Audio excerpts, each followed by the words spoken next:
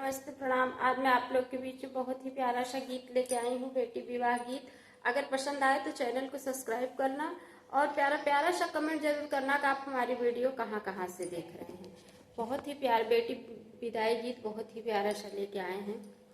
डोलिया के भीतर माई कैलिन बेदैया, अरे डोलिया में दीन समूद डोलिया में दीन समुझाई रे ललनवा।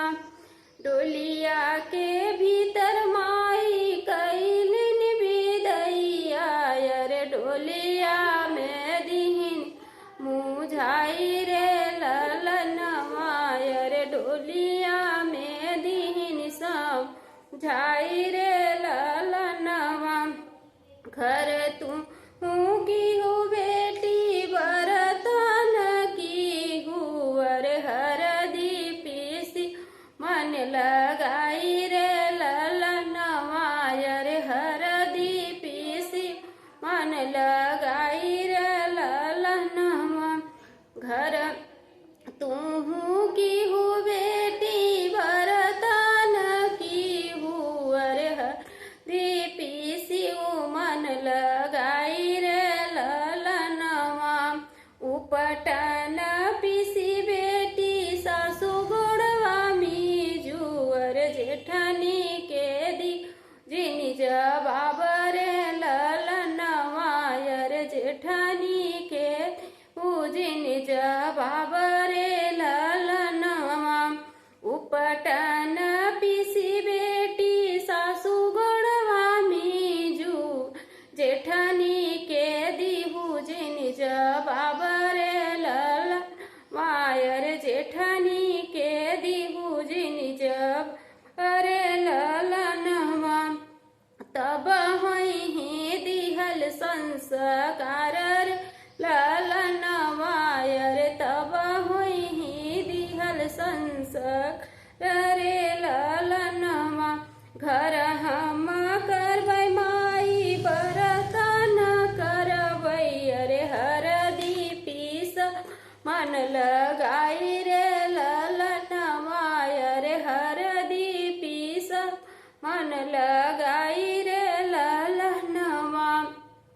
उपटन पीसी माई सासु गोड़वा मिजबै, अरे जेठनी के न देबै जवाब रे ललनवा, अरे जेठनी के देबै जवाब रे ललनवा।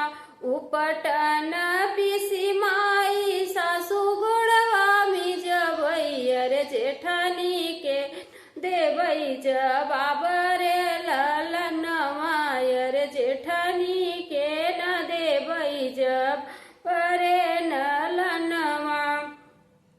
ननदी का करबै माई बड़ा रे दुलरवा, अरे लाज रखबै दिहल संस्कार रे ललनवा, अरे लाज रखब दिहल संस्कार रे ललनवा। ननदी का करबै माई बड़ा रे दुलरवा, अरे राज रखब दिहल संस्कार रे ललनवा, अरे लाज रखब दिहल संस्कार रे ललनवा। डोलिया के भीतर माई कैलिन विदैया, अरे डोलिया में लागिन समुझावै रे ललनवा, अरे डोलिया में लागिन समुझावै रे ललनवा। बहुत बहुत धन्यवाद। अगर गीत पसंद आया है चैनल को सब्सक्राइब करना, प्यारा प्यारा सा कमेंट जरूर करना आप हमारी वीडियो कहाँ कहाँ से देख रहे हैं।